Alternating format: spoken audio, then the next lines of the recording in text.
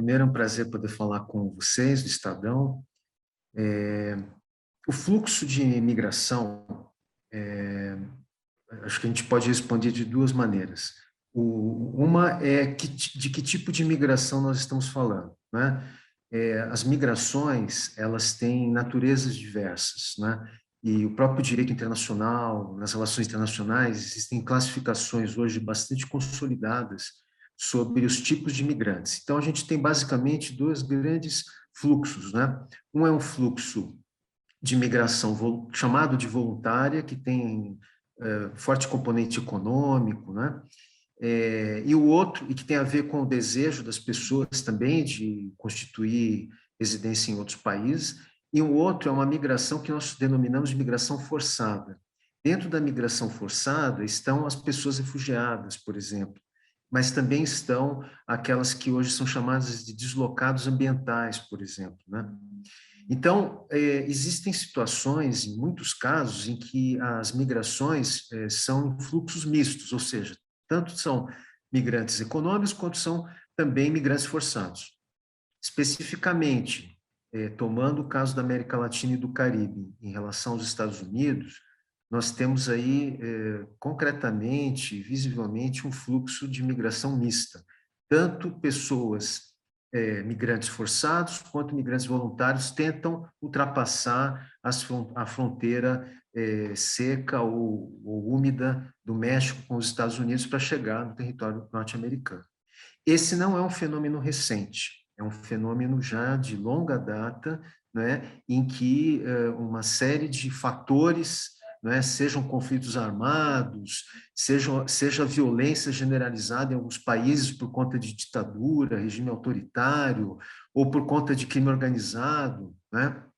Dependendo de qual lugar a gente olhe na América Latina e no Caribe, nós vamos encontrar razões e origens diferenciadas que vão fazer as pessoas se deslocarem, né? Tanto que, do ponto de vista das organizações internacionais, do ponto de vista também da academia, dos analistas internacionais, a gente tende a ver países e regiões sempre de forma diferente, né? Vou dar alguns exemplos. Hoje, a situação da Venezuela é uma situação que tem, digamos, componentes muito particulares, muito peculiares. A situação da América Central, chamado Triângulo Norte, Guatemala, Honduras e El Salvador, né, tem componentes muito específicos também, né? Situação de pessoas que estão no Caribe, Haiti, por exemplo, República Dominicana, tem situações peculiares envolvendo diferentes razões. Então, para a gente o fenômeno é muito complexo, né? O fenômeno da migração ele é muito complexo, e essa complexidade, para que a gente possa entendê-la melhor, a gente precisa entender as razões, as motivações, né? O que a gente tem observado aqui nos últimos anos, no caso do governo Trump, o governo Donald Trump nos Estados Unidos, houve um agravamento da situação devido às políticas restritivas que o governo Trump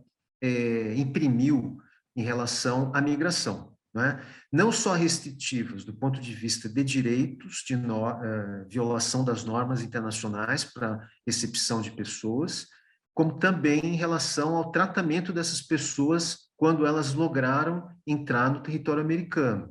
Tratamento degradante, né? Até casos de tortura que foram identificados, né, por ONGs e por organizações internacionais, que geraram um problema muito maior, causaram um sofrimento muito maior a essas pessoas durante o governo Trump. Sai o governo Trump e entra o governo Biden. E aí, uma certa angústia por parte de quem acompanha o tema, né? Porque não houve grandes alterações ainda em relação a isso. O que a gente não pode esquecer é que, no caso dos Estados Unidos, os estados federados, os estados de fronteira, eles têm uma autonomia federativa, né? Os Estados Unidos são uma federação. E existem muitas legislações e muitas ações que os estados empreendem na fronteira que não são em concordância com o que o governo federal apregou. Então, o que a gente viu recentemente, testemunhamos recentemente violações graves, gravíssimas de direitos, né, a migrantes haitianos, por exemplo, que cruzaram a fronteira americana, certamente o modus operandi, a forma como essas pessoas foram tratadas, não foi a forma como o governo federal do presidente Biden determinaria, né?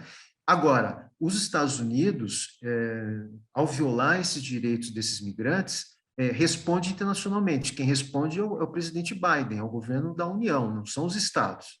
Então, aí tem um problema, né? Porque provavelmente os Estados Unidos vão ter que responder por essas violações graves e gravíssimas de direitos humanos que ocorreram recentemente.